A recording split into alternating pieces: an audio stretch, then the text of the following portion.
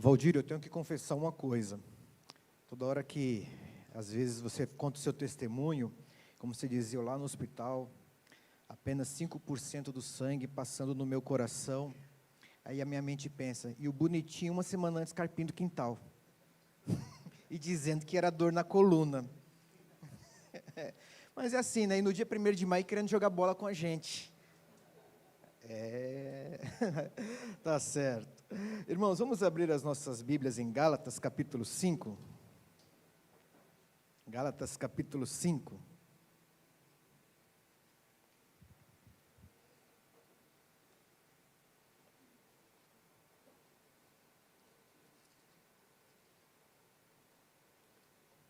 E a esposa ali do lado só balançando a cabeça, né?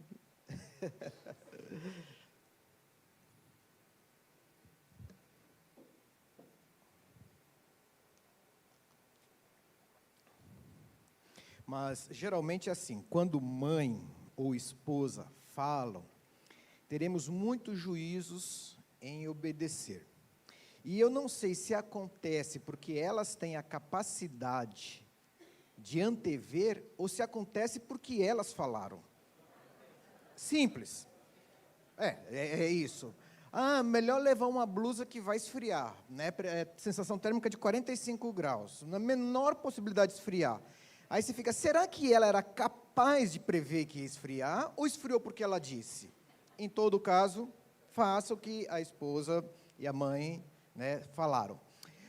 Gálatas capítulo 5, versículo 1, vou ler o versículo 1 e ler os versículos 13, 14 e 15, assim diz a palavra de Deus. Para a liberdade foi que Cristo nos libertou, permanecei, pois, firmes, e não vos submetais de novo a jugo de escravidão. Versículo 13, porque vós, irmãos, fostes chamados à liberdade, porém não useis da liberdade para dar ocasião à carne, sede antes servos uns dos outros pelo amor. Porque toda a lei se cumpre em um só preceito, a saber, amarás o teu próximo como a ti mesmo. Se vós, porém, vos mordeis e devorais uns aos outros, vede que não sejais mutuamente destruídos. A palavra liberdade é uma das palavras mais belas, independentes, do idioma em que ela é pronunciada, por tudo aquilo que ela significa. A liberdade, ela é almejada, né, por crianças e adolescentes que dizem, quando eu for maior de idade, eu vou ter minha liberdade. Outros querem liberdade para tomar as suas decisões, liberdade para expressar sentimentos, liberdade de expressão, liberdade de crença, liberdade de ir e vir. Liberdade foi tema de revoluções, liberdade, igualdade, fraternidade. Por conta da liberdade, povos entraram em guerra, e também em nome da liberdade, povos subjugaram outros povos. A liberdade é uma palavra rica em significado, mas também é uma palavra que pode ser deturpada e ser utilizada simplesmente para legitimar as nossas tendências a dominar pessoas, dominar locais, dominar situações, dominar aquilo que for possível ser dominado. E o apóstolo Paulo, na sua carta aos Gálatas, ele fala de liberdade e fala bastante de liberdade. E é importante, sempre que lermos o Novo Testamento, principalmente ali, as cartas, sejam elas paulinas, joaninas, mas principalmente as cartas paulinas, que havia uma questão crucial que pautava a agenda da igreja, que era uma convivência até então impensável para o povo de Deus, que era a convivência no mesmo lugar, comungando da mesma fé, sendo participantes do mesmo povo e das mesmas promessas, judeus e não judeus, judeus e gentios. E isto é algo que está presente em diversas cartas. Quando o apóstolo Paulo, ele tem que o tempo todo estar buscando e mostrando para a igreja que na igreja de Cristo não tem judeus, não tem gentios, não tem homem, não tem mulher, não tem pobre, não tem rico, não tem negro, branco, não tem escravo, não tem livre. Todos são um em Cristo. E a igreja de Cristo, ela não pode perder a perspectiva de que em Cristo todas as diferenças, sejam elas diferenças econômicas, sejam diferenças sociais, seja a diferença que for em Cristo, todas as diferenças são abolidas e nós somos um em Cristo. Não significa que passamos a todos ter as mesmas preferências, o mesmo gosto, a mesma personalidade. Não, não é isso. Mas em Cristo não há mais distinção de povos, de nações, de sociedades. Todos nós somos um em Cristo. E em Gálatas isso fica muito específico, porque, inclusive, os irmãos podem fazer a leitura em casa. Ele tem alguns embates, e Paulo menciona, por exemplo, um embate que teve com Pedro, nesta carta, um embate que ele teve com Tiago, o irmão de Jesus, aquele que escreveu a carta, em que a igreja ali, composta por judeus e gentios, sofria uma pressão muito grande por parte dos judeus, para que aqueles que não eram judeus também tivessem práticas que eram particulares do judaísmo, como a circuncisão, que era uma cirurgia feita na criança, no menino, ao 8º dia, quando era feito ali a retirada do seu prepúcio, símbolo da antiga aliança. Não comer determinados alimentos, ou guardar certos dias, ou não frequentar casa de quem não era judeu, ou não se sentar à mesa, judeus e gentios.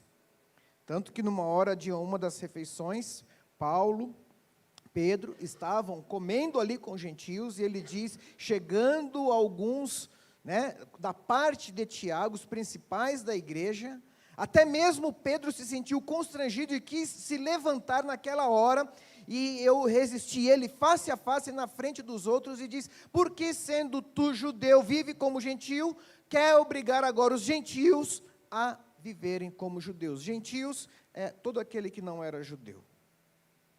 Então, irmãos, isso significa que em Cristo há uma novidade de vida, há um tipo de vida diferente. E aí essa palavra liberdade, ela é muito utilizada, inclusive na Confissão de Fé de Westminster, que é a Confissão de Fé que a nossa igreja adota, tem um capítulo que diz liberdade cristã. Liberdade cristã. Então, o que significa a liberdade cristã? O que é a liberdade? Qual que era o objetivo aqui do apóstolo? Ao dizer, porque para a liberdade foi que Cristo nos libertou. A liberdade, nós fomos libertos pela verdade. Mas de que liberdade é essa que está falando? Então vamos, em primeiro lugar, falar sobre o que a liberdade não significa. E aí, talvez, por comparação, a gente consiga compreender um pouco melhor. Em primeiro lugar, a liberdade, ela não significa pretexto para satisfazer a carne. A liberdade cristã não significa pretexto para satisfazer o pecado. Uma das coisas, um dos perigos que nós incorremos ao falarmos de liberdade, é cairmos na permissividade, ou seja, vale tudo, licenciosidade ou libertinagem. Esse é um perigo quando nós falamos de liberdade. E achamos que a liberdade significa que eu posso fazer aquilo que eu quero. Uma música de um compositor brasileiro que diz que você é escravo do vencedor. Você é escravo do vencedor. E Jesus mesmo disse que todo aquele que comete pecado é escravo do pecado. Numa ocasião, numa consulta médica, uma consulta que eu tinha que fazer rotineiramente, quando eu estava fazendo um tratamento de pele, logo quando me apareceu o vitiligo, isso aí há uns 20 e poucos anos atrás, fazia um tratamento de luz ali, e então toda semana estava naquele consultório e fui desenvolvendo uma amizade ali com a pessoa que trabalhava na recepção. E a pessoa sabia que eu era pastor e falou assim, você é pastor, você é crente, né? Eu falei, sim. E é verdade que crente não pode fazer nada? Provavelmente você já escutou isso até em família. É verdade que vocês não podem fazer nada? Eu falei, não, é o contrário, eu posso fazer tudo. Ela, como assim? Eu falei, vamos dar um exemplo. Se você vai numa festa e lhe colocam, e tem um copo de bebida, tem ali uma cerveja. Eu estava em Cuiabá, obviamente muito calor. Você consegue ficar sem beber?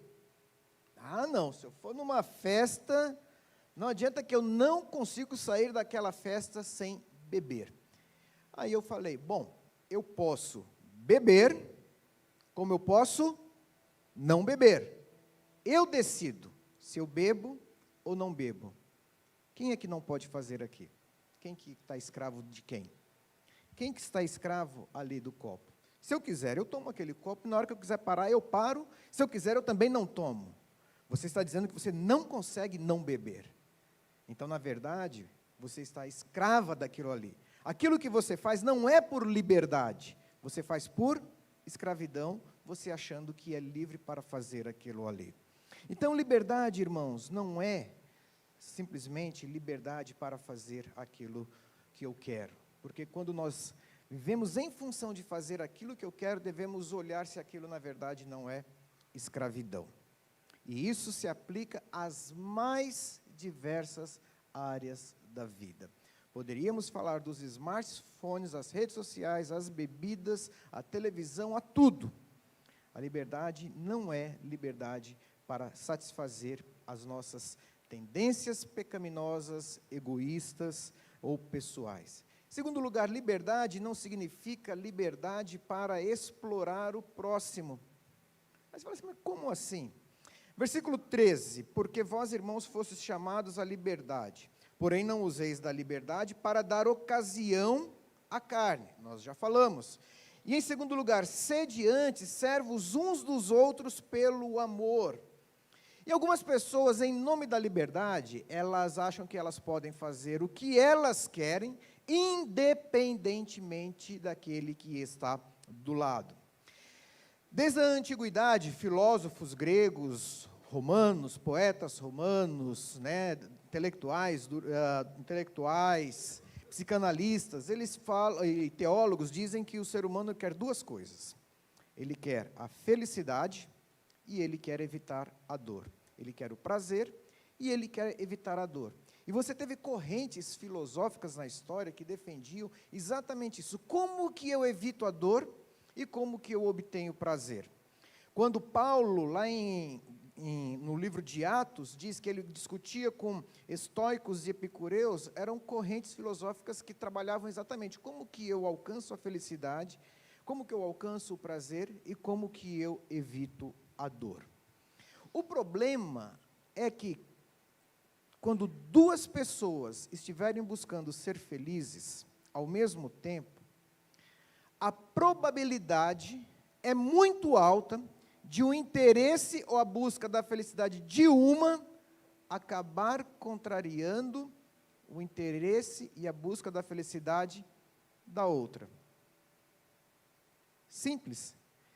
Se não fosse assim, não haveria brigas nos casamentos. Os dois casam querendo ser felizes. Mas os dois vão ter problema, porque aquilo que um entende ser o caminho para a felicidade, nem sempre é o mesmo caminho que o outro entende ser a busca da felicidade. Aquilo que produz dor em um, necessariamente não produz dor em outro. Então, a liberdade não significa que eu vou fazer aquilo que eu quero, porque eu tenho o direito de ser feliz a todo custo. Por isso o apóstolo diz, antes servos uns dos outros. Ou seja, eu sou livre e nesta liberdade eu devo me colocar a serviço um do outro. Porque se eu não fizer esta equação de me colocar a serviço um do outro, na verdade, essa liberdade vai se tornar numa luta, numa guerra, que provavelmente resultará em tirania, na vida de um ou na vida do outro. Na vida de uma família ou na vida de outro. Na vida de um povo ou na vida de um outro povo. Irmãos, se nós olharmos as guerras existentes no mundo, a gente pensa qual é a base racional para tantas atrocidades que existem no mundo. Qual é a base racional? E todos estão dizendo que é em nome da liberdade. Mas se fosse em nome da liberdade, na perspectiva bíblica, na perspectiva divina, as pessoas pensariam em como servir uns aos outros. E na verdade as pessoas usam as suas liberdades para explorar um ao outro. Quem aqui presta algum tipo de serviço, seja ele qual for, desde passar uma roupa, até um serviço como profissional liberal, um médico, um advogado, já deve ter passado por essa situação, né? Um vendedor tem aí o seu comércio, chega alguém, né, e fala assim, eu queria contratar o seu serviço.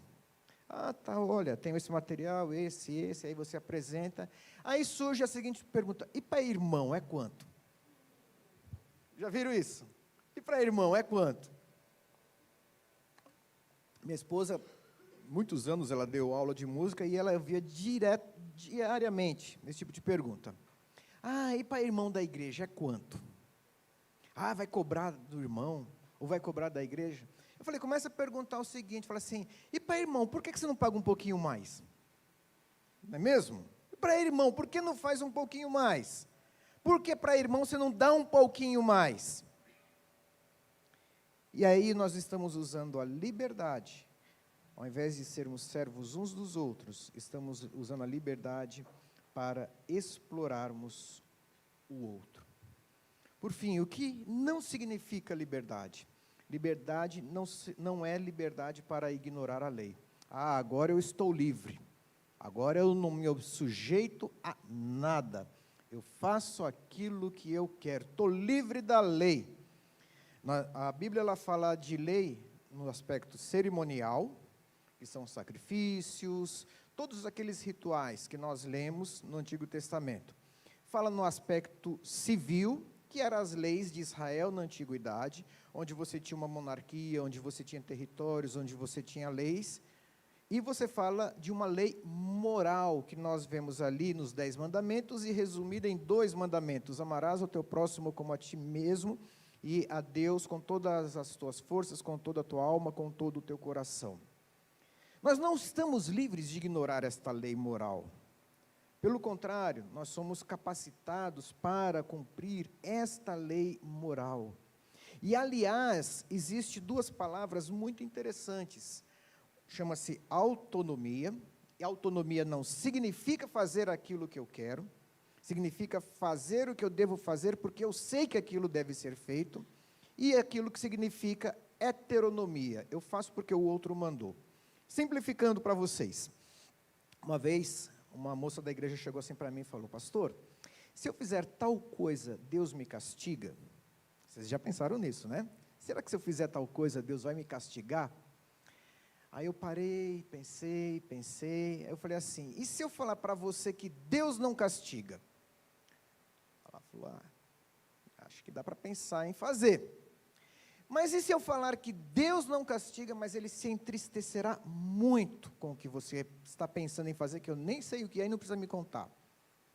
Aí ela falou, aí é de se pensar mesmo, pastor. Essa é a diferença. Quando nós somos livres, nós nos submetemos à lei porque sabemos que aquilo é melhor. Eu concordo com aquilo. Quando eu obedeço, não mentirás, não falarás falsos testemunhos, não cobiçarás, não roubarás, não matarás. Quando eu faço aquilo ali, eu estou fazendo aquilo ali, não simplesmente porque tem alguém maior do que me mandou, e simplesmente por conta disso. Não é simplesmente dizer para o filho, olha, não faça isso porque Deus não gosta, porque ele simplesmente vai ver Deus como um juiz que está pronto ali para castigar quem não fizer. Mas explique a razão que na base daquele mandamento, daqueles 10 mandamentos, tem 2 outros mandamentos. Amarás o teu próximo como a ti mesmo. Amarás a Deus sobre todas as coisas. Então, sabe por que você não deve fazer isso? Sabe por que você não pode mentir? Sabe por que você não pode fazer essas coisas contra o próximo? Porque nós somos livres para amar. E a maior demonstração da liberdade é quando nós podemos amar e servir ao próximo. Tudo isso a liberdade não é. A liberdade não é liberdade para ignorar a lei, não é liberdade para explorar o próximo, e também não significa uma liberdade para satisfazer simplesmente os meus desejos pessoais. Mas o que a liberdade significa? Versículo 1, para a liberdade foi que Cristo nos libertou. Permanecei, pois, firmes e não submetais de novo a jugo de escravidão. O que é este jugo de escravidão? Uma das coisas que os judeus, o Israel na antiguidade, os fariseus nos tempos de Jesus, os religiosos, tinham muita dificuldade de entender, é que tudo aquilo que eles estavam fazendo, só tinha um grande objetivo. Mostrar que tudo aquilo que eles estavam fazendo não era suficiente para o que eles deveriam fazer. Tanto que Jesus disse, se a vossa justiça não exceder a dos escribas e fariseus, não podereis entrar no reino dos céus. Imagine pessoas que procuravam guardar minuciosamente todos os preceitos, todas as indicações, tudo aquilo que estava escrito no livro de Levítico, por exemplo. Leia o livro de Levítico e tenta viver daquele jeito. Leia e tenta fazer igual está escrito no livro de Levítico. Veja se você consegue. No entanto, alguns achavam que conseguiam. E ainda, irmãos, nós não nos libertamos da síndrome do farisaísmo. Nós criamos as nossas regras, pessoas criam as suas regras, igrejas criam as suas regras, e elas impõem as suas regras aos outros. Porém, a liberdade significa que eu não alcanço mais justiça por conta própria. Eu estou livre desse peso. Eu não tenho que ficar colocando coisas boas numa balança, e no último dia o Senhor vai olhar aquela balança e ver onde que pesa mais. Você faz uma coisa boa, põe um peso aqui, você faz uma coisa que não é boa, põe um peso aqui, e no último dia, Deus vai levantar aquela balança e vai olhar, e vai falar assim, bom, não foi por muito pouco, mas não foi. Não, o nome disso é justiça. E essa justiça não fomos nós que cumprimos. Só teve um que cumpriu todas as coisas integralmente como deveriam ser cumpridas. Só teve um a quem foi dirigida a palavra, este é o meu filho amado. Só teve um a quem foi dito, este é perfeito. Este faz tudo o que me apraz. Só teve um que pôde dizer, está tudo cumprido, está tudo consumado. Este cumpriu a justiça. E mais, ele não somente fez para merecer, mas ele pagou o débito que a gente havia deixado. Então, liberdade significa liberdade de alcançar a justiça própria. Não venha na igreja, não ore, não ame ao próximo, não faça o que você deva fazer, achando que isso lhe tornará merecedor. Nunca poderemos quitar a nossa dívida. Primeiro, porque ela está muito além do nosso esforço. Segundo, é dizer que aquilo que Cristo fez não foi suficiente. O que liberdade significa? Liberdade da culpa. Uma das coisas que as religiões mais trabalham, e se não existisse culpa, muito provavelmente a maioria das religiões não existiriam. Nós trabalhamos o tempo todo com a culpa. E, aliás, muitas doenças, elas trabalham exatamente, elas são origem da culpa. Consultórios estão cheios porque as pessoas lidam com culpa e elas não sabem lidar com a culpa. De que culpa nós estamos falando? Nós estamos falando da principal culpa, que é a culpa do pecado, que acarreta todas as demais culpas que nós temos na nossa vida. Você pense num homem como Paulo, em que ele falava, sou o pior dos pecadores. E por que será que ele falava que ele era o pior dos pecadores?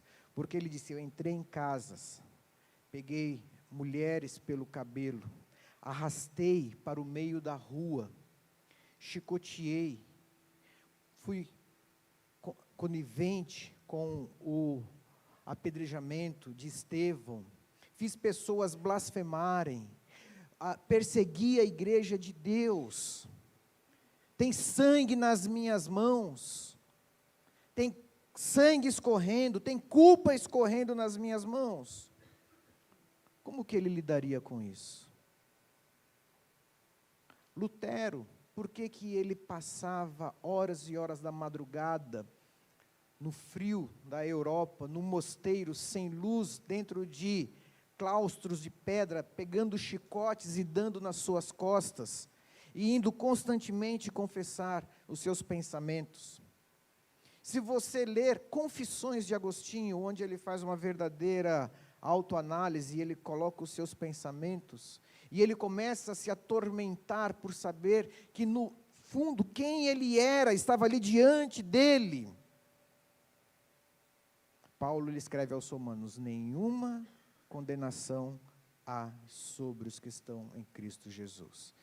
Não significa que nós não fizemos, não significa que não machucamos, mas significa que aquela culpa não está mais sobre mim. Eu estou livre da culpa. Eu não sou culpado. Eu não sou culpado. O que isso significa também? Porque a culpa junto trouxe a maldição. O que é que o Senhor disse para Adão? No dia em que dela comeres, certamente morrerás. E ali veio a maldição. Tanto que em Deuteronômio está escrito que maldito é aquele que for pendurado no madeiro. E essa maldição passou a pesar sobre o gênero humano por conta da culpa, da desobediência e do pecado. E quando Cristo ele é pendurado no madeiro, ele leva sobre si a nossa culpa, ele pratica a justiça, e também ali a maldição, e está escrito isso lá aos Colossenses, que o escrito de dívida, ou seja, a promissória, aquilo que era cobrado de nós foi rasgado. Então o crente não tem maldição hereditária, não tem maldição de primeira, segunda, terceira e quarta geração.